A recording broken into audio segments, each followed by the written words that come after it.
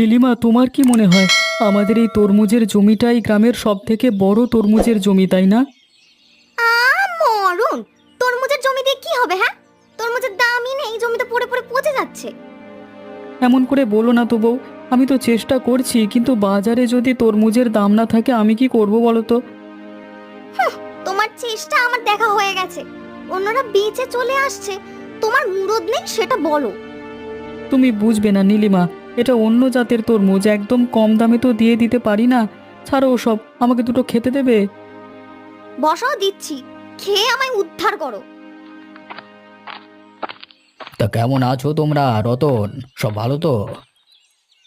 ওই কোনো রকমে দিন কাটছে মোড়ল মশাই। বাহ! রতন, তোমার জমিতে তো খুব সুন্দর তরমুজ হয়েছে। হ্যাঁ মোড়ল মশাই, আপনি বসুন না। আজকে আমার জমির মিষ্টি তরমুজ না খাইয়ে আপনাকে ছাড়ছি না। আরে করো কি করো কি, এসবের কি দরকার? আমি তো শুধু তোমাদের খোঁজ খবর নিতে এসেছিলাম। নীলিমা, এই গোটা কয়েক তরমুজ কেটে আনো তো মোড়ল মশাইয়ের জন্য। খোঁজ খবর নিতে এসেছেন না ছাই, আমি কিছু বুঝি না ভেবেছেন? এ কি নীলিমা, তুমি এমন করে বলছো কেন? যেই দেখেছেন পুরো গ্রামে আমাদের তরমুজের জমিটাই সব থেকে বড়, তখনই চলে এসেছেন বিনা পয়সা তরমুজ খাওয়ার জন্য। এ কি নীলিমা, অমন করে বলতে নেই। ও অতিথি নারায়ণের রূপ হয়। থাক রতন, তোমার বইয়ের কথা শুনবার পর আমার আর তরমুজ খাবার ইচ্ছে নেই। আমি চললাম।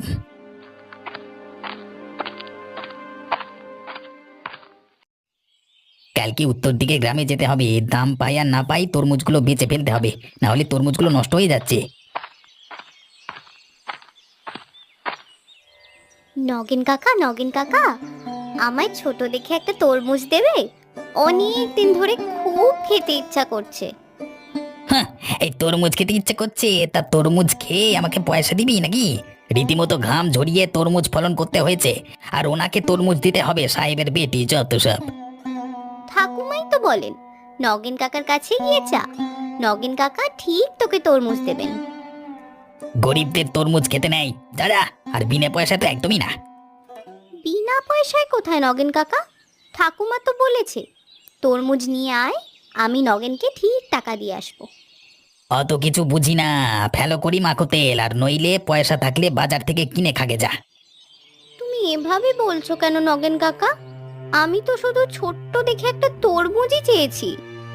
হুঁ, তোদের সাথে এভাবে কথা বলবো না তো কিভাবে বলবো? ফুল চন্দন দিয়ে পুজো করবো? এ যা যা, এখান থেকে যা তো, ভিখারির বাচ্চা। আমি এখনই গিয়ে ঠাকুমাকে তোমার নামে নালিশ করব, দেখো। কিরে অবিনাশ, মুখ ভার করে কোথায় চললি বাবা? আর বলো না বুড়ি, এই গ্রামে থাকতে মন চায় না। মান সম্মান বলে কিছুই থাকলো না। কেন রে, কি হয়েছে তোর? আজকে একটু বেরিয়েছিলাম গ্রামবাসীর খোঁজ খবর নিতে। রতনের সাথে দেখা হয়। তা রতনের দিনকাল কেমন যাচ্ছে জানতে চাই। আর রতনের জমিতে ভালো তরমুজ হয়েছে তারই প্রশংসা করেছিলাম। এই সময় রতনের বউ ঘর থেকে বেরিয়ে এসে কি যে অপমান করলো আমাকে, কি বলবো তোমাকে। কেন, কি বলেছে নীলিমা তোকে? বলেছে আমার নাকি কোনো কাজ নেই, আমি ঘুরে ঘুরে বিনে পয়সায় এর ওর জমির ফসল খেয়ে বেড়াই।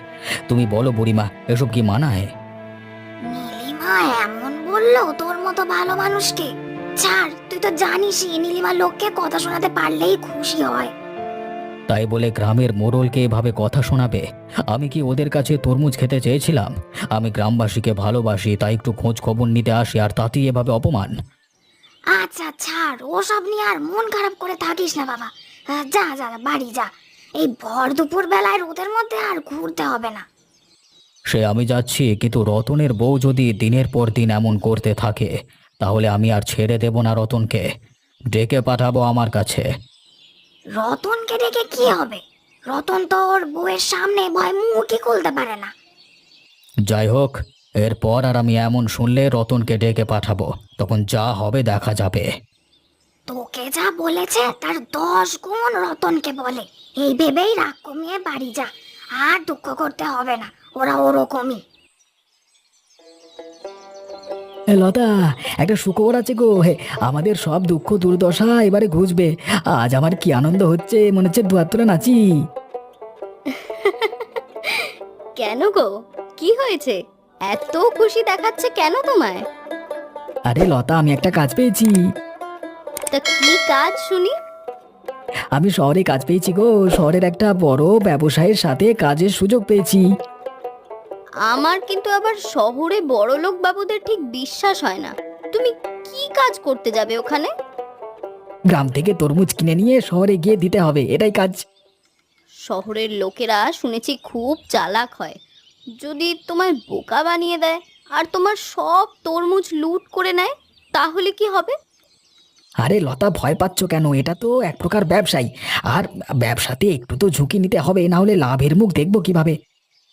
ঠাকুর ঠাকুর করে কাজটা ভালোভাবে করতে পারলেই হলো, না হলে এমনিতেই তো নুন আনতে পান্তা ফুরায়, উনুনে হাঁড়ি তো চাপাতেই পারি না।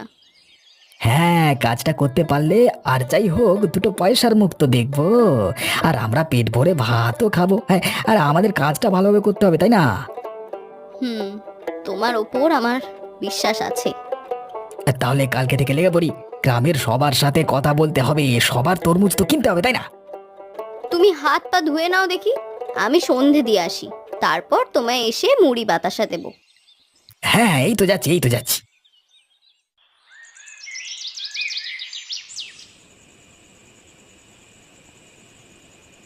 কি গো, কখন থেকে ডাকছি শুনতে পাচ্ছ না?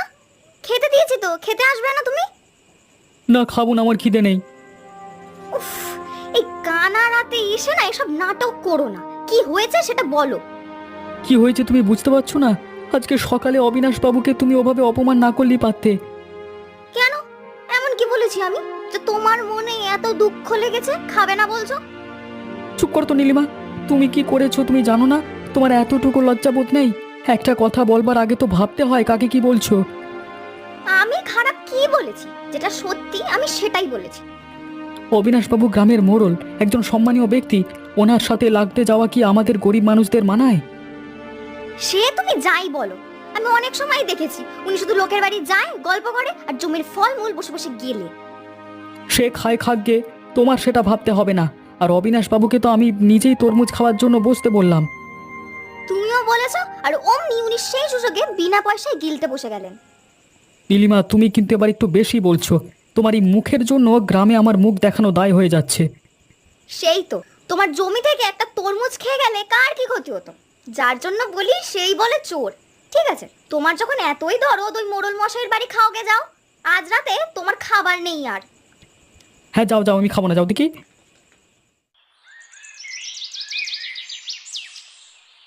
জানো তো ঠাকুমা, কাল তুমি বলেছিলে বলে আমি নগেন কাকার কাছে গিয়েছিলাম তরমুজ আনতে, কিন্তু নগেন কাকা আমায় অপমান করে তাড়িয়ে দিয়েছে। ওই জন্যই তুই কাল তরমুজ জানিসনি? আমি তো ভাবলাম তুই হয়তো একাই পুরোটা খেয়ে নিয়েছিস।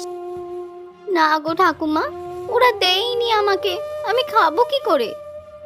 নগেনটা ওই রকমই বদমাইশ লোক, সব সময় শুধু সবাইকে বাজে কথা বলে বেড়ায়। আচ্ছা দাঁড়া, নগেনের সাথে আমার দেখা হোক, ওকে দাঁড় করিয়ে দুটো কথা শুনিয়ে দেবো কড়া ভাবে। হ্যাঁ ঠাকুমা, তুমি নগেন কাকাকে আচ্ছা করে বকে দিও তো। ঠিক আছে, আর মন খারাপ করিস না মা। কোথায় যাচ্ছিস এখন? এই তো একটু বাইরে যাচ্ছি ঘুরতে, তাড়াতাড়ি চলে আসবো। দেখ পূজা, রাস্তায় কারোর কাছে কিছু চাইবি না। আগের দিন নগেন কিভাবে তোকে অপমান করলো মনে আছে তো? হ্যাঁ গো ঠাকুমা, আমার মনে আছে, আমি কারোর কাছে আর কিচ্ছু চাইবো না। কিন্তু তোর মুখ দেখে তো মনে হচ্ছে না তুই নিশ্চয়ই কারো কাছে আবার তরমুজ চাইবি। না ঠাকুমা, চাইবো না, কিন্তু আমার তরমুজ খেতে যে খুব ইচ্ছা করছে। ঠাকুমা, তুমি আমাকে তরমুজ এনে দাও না। দেখ পূজা, আমাদের কাছে তো অত টাকা নেই যে তরমুজ কিনে খাবো। আচ্ছা ঠিক আছে, আমি এনে দেবো তরমুজ, তখন তুই মন ভরে খাস। তুমি সত্যি বলছো ঠাকুমা? তুমি তরমুজ এনে দেবে আমায়? হ্যাঁ রে বাবা, হ্যাঁ এনে দেবো। এখন যেখানে যাচ্ছিস যা। কি রে নগেন, এভাবে বসে থাকলে চলবে? কেন রে গোপাল, কি হয়েছে? এখানে আসছিস কেন? আমি কিন্তু বিনে পয়সায় তরমুজ দিতে পারবো না। আরে তোর তরমুজ তো বড়ই হয়নি, নেব কি? চাষের দিকে একটু নজর দে নগেন। কেন রে, তোর কথা শুনে চলতে হবে নাকি? তুই কে রে? আমার কথা শুনে চললেই তোর লক্ষ্মী লাভ হবে, এ আমি বলে দিলাম। এই গোপালকে আমার একদম সহ্য হয় না কলা। এখানে এসেছে জ্ঞান দিতে যত সব। এই শোন নগেন, আমি একটা কাজ পেয়েছি। কি কি কি কাজ? শহরে এক বড় ব্যবসায়ীর কাছে গ্রাম থেকে তরমুজ কিনে শহরে গিয়ে বেচতে হবে। বাহ, ভালো তো। কিন্তু এখানে আমার লক্ষ্মী লাভ হবে কিভাবে? তোর কাছ থেকে, রতনের কাছ থেকে তরমুজ কিনবো, তাই তো তোকে বলছি তাড়াতাড়ি তোর চাষ শেষ করতে। এটা বলবার কারণ কি জানিস? কি? যাতে পয়সার কথা শুনে তুই একটু উৎসাহের সাথে চাষটা করিস, বুঝলি? ঠিক আছে ঠিক আছে, আমি বুঝতে পারছি তোমার মতলব।